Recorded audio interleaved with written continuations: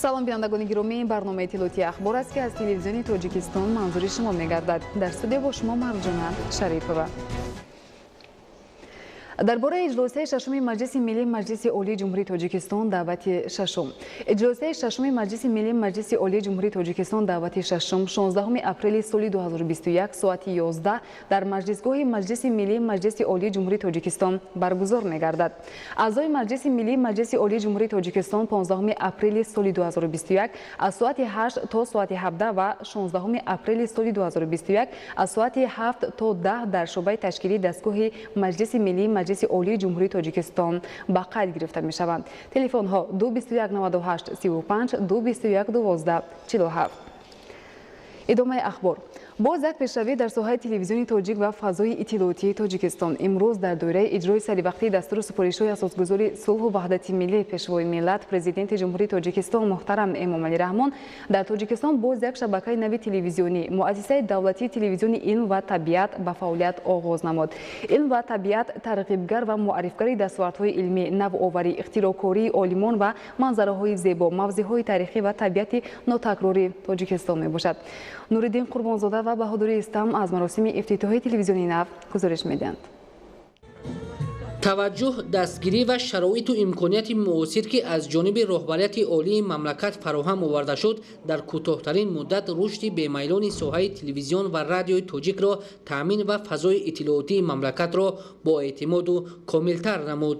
дар расми ифтитоҳи телевизиони илм ва табиат муовини сарвазири ҷумҳурии тоҷикистон Матлубахон Саториён, роҳбарияти кумитаи телевизион ва радио, вазорати маориф ва илм, академияи миллии илмҳо ва дигар ниҳодҳои давлатӣ иштирок намуда бо пахши тугмаи рамзӣ расман ба фаъолияти ин шабакаи телевизионӣ оғоз бахшиданд.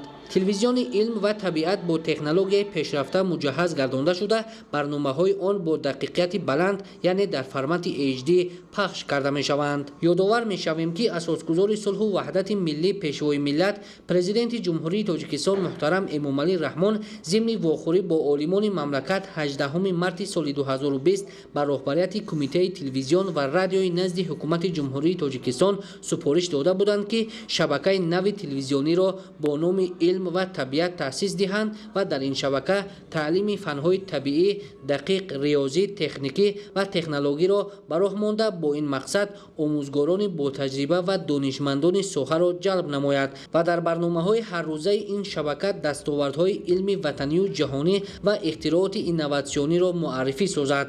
дар ин замина ҳукумати ҷумҳурии тоҷикистон аз 25 августи соли 2020 дар бораи таъсиси муассисаи давлатии телевизиони илм ва табиат қарор қабул намуд ки тибқи он оиннома ва сохтори муассисаи мазкур тасдиқ карда шуд. тибқи иттилоъ дар телевизиони илм ва табиат қариб 90 воҳиди корӣ таъсис дода шудааст. дар шабакаи нави телевизионӣ хабару гузоришҳо ва барномаҳо бо забонҳои тоҷикӣ ва хориҷӣ 24 соат дар як шабонарӯз пахш карда мешаванд. ба фаъолият оғоз намудани шабакаи нави телевизионӣ барои ҷалб намудани олимон, донишмандон ба телевизион ва дар амри ба мардум расонидан ва оммавӣ намудани илм ва дастовардҳои илмӣ хизмати арзандае хоҳад намуд.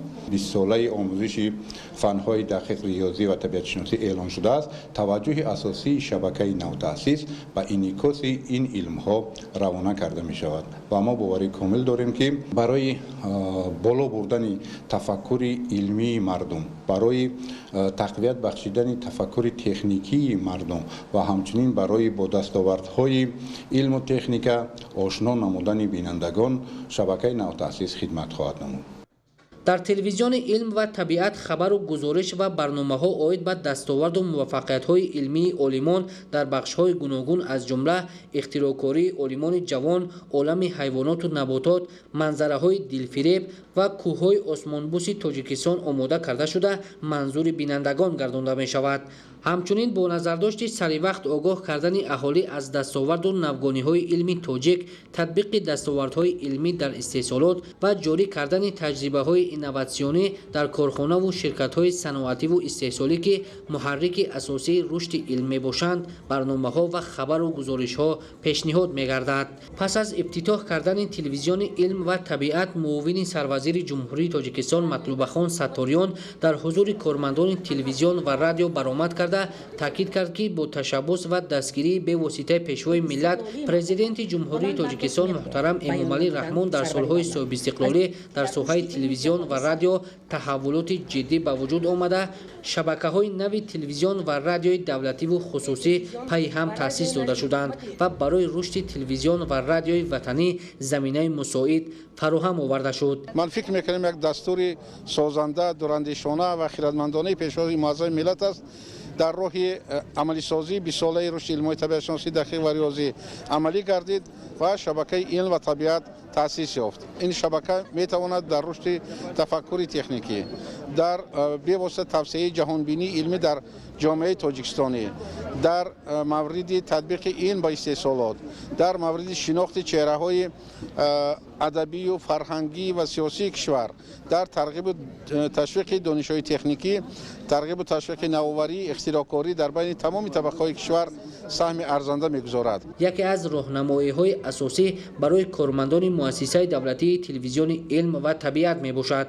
саҳми шабакаи мазкур дар доираи ин иқдоми Наҷиби Сарвари давлат дар рушди тафаккури техникӣ ва тавсияи ҷаҳонбинии илмии ҷомеа ниҳоят назаррас хоҳад буд. аз ин пас муассисаи давлатии телевизиони илм ва табиат дар қатори дигар шабакаҳои телевизионӣ дар таъмини рушди соҳа тарғиби дастовардҳои даврони соҳибистиқлолии мамлакат баланд бардоштани сатҳи худшиносию худогоҳии шаҳрвандон ҳифзи арзишҳои миллӣ таҳкими сулҳу субот ваҳдату ягонагӣ ва истиқлоли давлатӣ саҳми муносиб хоҳад гузошт. Нуриддини Қурбон, Баҳодури Истам барои барномаи ахбор.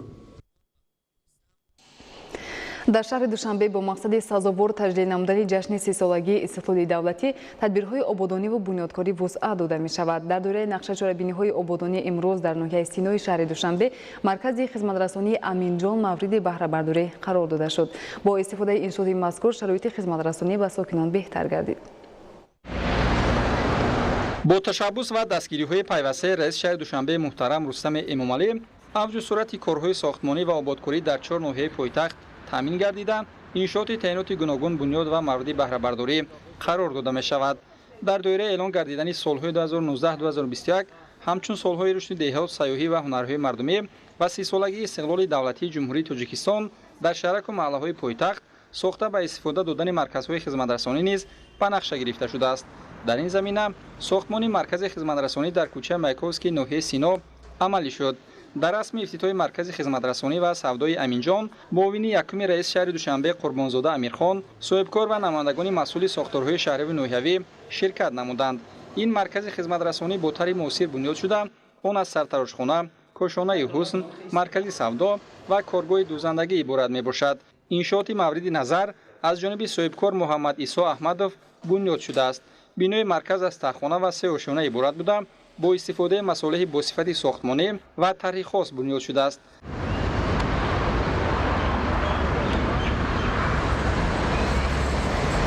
дар ошонаи якуми бино маркази савдо ташкил шудааст. ошонаи дуюм аз сартарошхона ва кошонаи ҳусн иборат мебошад, ки дар он шароити зарурии хизматрасонӣ барои муштариён фароҳам шудааст. зимни суҳбат соҳибкорон бунёди чунин иншоотро ба дастгирии ҳамаҷонибаи соҳибкорон аз ҷониби давлат арзёбӣ намуданд. айни замон дар маркази хизматрасонӣ 25 нафар бо ҷои кори доимӣ таъмин шуданд. дар оянда масъулини маркази савдо ва хизматрасонии Аминҷон тасмим доранд, ки бо зиёд намудани фаъолияти дигар бахшҳои марказ шумораи ҷойҳои кориро бештар намоянд. намуди зоҳирии иншоот низ бо тарҳи зебо ва мунаққаш сохта шуда ба ҳусни ин мавзеи шаҳр зебоии хоса зам намудааст. бо пайгирӣ аз ташаббусҳои созандагию бунёдкоронаи роҳбарияти мақомоти иҷроияи ҳокимияти давлатии шаҳри Душанбе, соҳибкори маҳаллӣ Муҳаммад Исо Аҳмадов саҳну атрофи муассисаро бо шинондани дарахтони орӯшӣ ва кишти алафҳои чаманӣ сарсабзу хуррам намуда ба як гулгашти зебо табдил додааст. илова бар ин роҳи канори маркази савдо ва хизматрасонӣ, ки кӯчаи Майковскиро ба дохили шаҳраки 33 мепайвандад, мунфаш гардидааст. ин ҳама ободкорӣ ба хотири истиқболи сазовори ҷашни 30-солагии истиқлоли давлатии ҷумҳурии Тоҷикистон амалӣ шудааст. анҷоми чунин ташаббусҳои неку созанда барои боз ҳам ободу зебо гардидани гӯшаву канори шаҳри Душанбе мусоидати фаъол намудааст. намои маркази савдо ва хизматрасонии Аминҷон мутобиқ ба нишондоди лоиҳаи он با واسطه‌های سویت‌دیودی و چراغ‌های روشندهی تامین گردیده است. این امکان داده است که شبانه نیز بنا زیبا و نظربا باشد. زیرا چراغان‌کنی و نصب واسطه‌های آرایشی در شهر یکی از طلبات اساسی در بنیاد بناهای تعیناتی گوناگون میباشد. با این مقصد این طلبات نیز در این مرکز خدمت‌رسانی و سودا پورا به نوبت گرفته شده است. در دوام بیش از 3 سال اخیر در ناحیه ورزو با استقبال جشن 30 سالگی استقلال دولتی 28 انشاءات ساحه اجتماعی از جمله بیمارخانه، بنگاه‌های طبی و مرکزهای سلامتی مورد استفاده قرار داده شد. انشاءات نوی ساحه تندرستی دارای شرایط خوبی کاری و خدمت‌رسانی میباشد. گزارش در این خصوص. سالمی جمعیت در محور سیاست اجتماعی دولت و حکومت جمهوری تاجیکستان قرار دارد و محض با همین مقصد در مملکت اقدام‌های سازنده عملی کرده می‌شود تا مردم از خدمت‌رسانی سطح بلند طبی بهره‌ور شوند. بیمارخانه مرکزی که به تازگی به فعالیت شروع نموده آن دارای شرایط خوبی کاری و خدمت‌رسانی میباشد. امروز خدمت‌رسانی را به اهالی به طلبات زمان براه مانده است. بهتر نمودن سطح اجتماعی اهالی و در زمینه بنیاد و نوسازی انشاءات معاصر ساحه تندرستی فراهم ساختن شرایط کار و خدمت‌رسانی به ساکنان از هدف‌های عالی دولت و حکومت مملکت محسوب یافته در این سمت در ناحیه ورزاب تدبیرهای ضروری و سریع وقتی انجام داده می‌شود. بیمارخانه برای 100 کات پیش بینی شده همه حجره‌ها و تشخیصگاه‌های آن با سیستم یگانه گرم‌دهی پیوست میباشد. در آشیانه یکم بنا شعبه جراحی با 25 کات، آشیانه دوم و سوم شعبه تولد، مادر و کودک، بیماری‌های درونی و کودکانه جایگیر بوده همه آنها با تجهیزات و دستگاه‌های معاصر طبی مجهز گردانیده شدند. برای تشخیص و معاین نمودن بیماری‌ها، انجام با موفقیت جراحی و دقیق معاین کردن کار سیستم دل و رگ‌ها، عضوهای هاضمه، پیشابرو، معاینه و طبابت بیماری‌های کودکانه، عصب و دیگر نمودی بیماری‌ها 6 نامگوی تجهیزات دستگاه معاصر بلندصفت طبی دسترس کرده شده. برای استفاده و در خدمت نیازمندان قرار دادن آنها متخصصان ورزیده طبی درجه عالی و میانه جلب کرده شدند. از شرایط معاصر خدمت‌رسانی‌های طبی بیمارخانه مذکور بیش از 90,000 نفر استفاده می‌برند. مورد به تاکید است که عین حال در 16 انشاءات ساحه تندرستی کارهای ساختمانی با صفت بلند ادامه دارد. در دوره تطبیق 20 ساله آموزش و رشد فن‌های ریاضی دقیق و طبیعی در ساحه علم و معارف سال‌های 2020-2040 در شهر استرافشان مؤسسه‌های تحصیلات میانه عمومی تشکیل و مجهزگردانی کابینت‌های فنی به راه مانده شده است. گزارش مضبوط بابازاده از شهر استرافشان. امروز آموزگاران و محصلین مؤسسه‌های تحصیلات میانه عمومی شهر و دهات استرافشان تحت سیاست معارف پرورانه و غمخوری‌های پیوسته پدرانه اساسگزار صلح و وحدت ملی پیشوای ملت پرزیدنت جمهوری تاجیکستان محترم امام الرحمن جهت فتح قله‌های نو علم و دانش جهد و جدل دارند.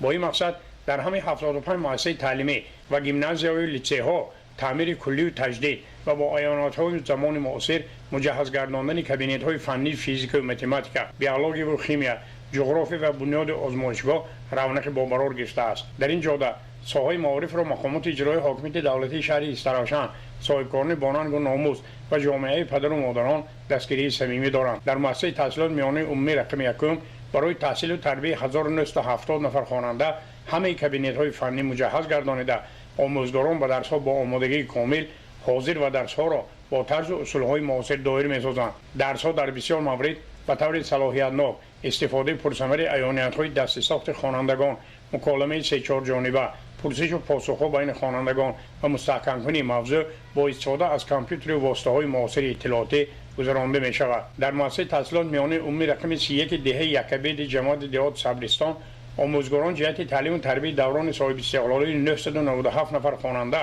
38 صنف و 7 کابینت فنی را با اسباب و عیانیت‌های وابسته درس و موضوع مجهز گردانیده و خاطر بازم بیشتر با آموزش علم‌های ریاضی و دقیق و طبیعی جلب کردن نورسان جوانان از تمام چاره امکانات‌ها پرثمر استفاده می‌کنند. طرز دقت جلب کننده دانشجویی درس‌ها در این کاشانه علم معرفت این است که حین آموزش فن‌های فیزیک و متماتیک، بیولوژی و شیمی و طبیعت شناسی جغرافیا همردیف با زبان تاجیکی محصلین زبان‌های روسی و انگلیسی را نیز ماهرانه استفاده و فکرشان را بیان می‌نمایند. مسئولین و آموزگاران مؤسسه تحصیلات میانه عمومی رقم 64 شهر که در مکتب سه آشیانه معاصر دارای همه شرایط‌ها و تعلیم و تربیت 525 نفر خوانندگان شغل دائمی دارند، همیشه کوشش به خرج می‌دهند تا شاگردانشان باسواد و وطندوست و اشتراکچی آزمون‌های مختلف سطح شهری و ولایتی و جمهوری به کمال رساند. کابینت‌های فنی، فن‌های شیمی و متماتیکا، فیزیک و بیولوژی و طبیعت شناسی و جغرافیا در مؤسسه دولتی تعلیمی گیمنازی به نام اکادمیک احرار مختارف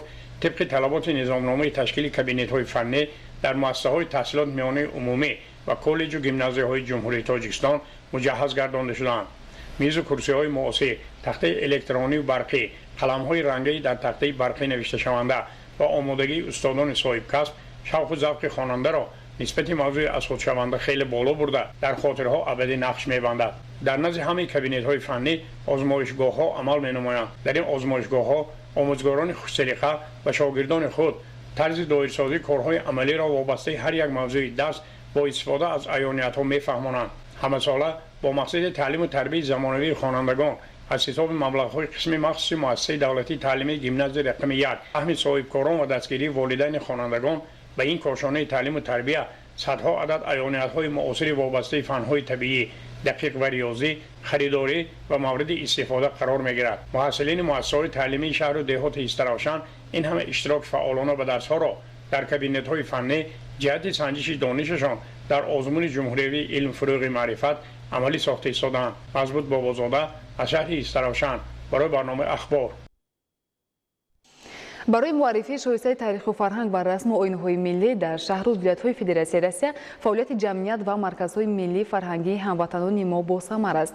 در شهر تلیاتی فدراسیون روسیه مسئولان مرکز ملی فرهنگی در سمت ترغیب تاریخ و فرهنگ تدبیرهای مهم را عملی می‌نمایند. گزارش محمد علی سفر و خورشید سید احمد. حقوق و منفعت‌های هموطنان ما را مسئولان جمعیت تاجیکان شهر تلیاتی ولایت سمرای فدراسیون روسیه حمایت نموده در این سمت با عملی کردن تدبیرهای مهم برای فعالیت آزادانه مهاجران مهنتی شرایط مساعد فراهم ساختند. در شهر تلیاتی فدراسیون روسیه بیشتر هموطنانمان در ساحه تجارت فعالیت گسترده داشته برای تأمین جای کار موافق و مهاجران مهنتی کمک دائمی رسانیده می‌شود. مسئولان جمعیت تاجیکان ضمن صحبت گفتند که سطح بلند کاردانی شهروندان تاجیکستان را به انابت گرفته اکثر شرکت‌های تجارتی هموطنان ما را با جای کار تأمین می‌نمایند. جمعیت تاجیکان برای نگهداشت رسم و آیین، عنعنه‌های ملی و تاریخ و فرهنگ بای پرقنواتمان تدبیرهای گوناگون فرهنگی گذرانیده همه ساله جشن‌های ملی و دولتی را در سطح بلند تشکیل دایر می‌نمایند. ما تاجیکان مقیم شهر تلیاتی با احساس گرمی و تندرستی همیشه در پی انجام دادن کارهای سازندگی بوده برای پیشرفت وطن محبوبمان به مهنت صداقتمندانه سهم می‌گذرانیم. تشکیل جمعیت تاجیکان هم محض به همین خاطر بود. ما دائم تلاش میکنیم که مردم ما در کجایی که باشند با متحدی و همبستگی آبرو و شرف تاجیکستان عزیزمان را حفظ نمایند. تاریخ و فرهنگ ملت کهن تمدن تاجیک محض توسط برگزاری جشن‌های ملی و دولتی در دیگر کشورها معرفی کرده می‌شوند. محمد علی سفر، خورشید سید احمد از شهر تلیاتی ولایت سمرای فدراسیون روسیه برای برنامه اخبار. بینندگان گرامی، نشر نوبتی برنامه تلیاتی اخبار خاتمه می‌یابد. خیر، سلامت باشید.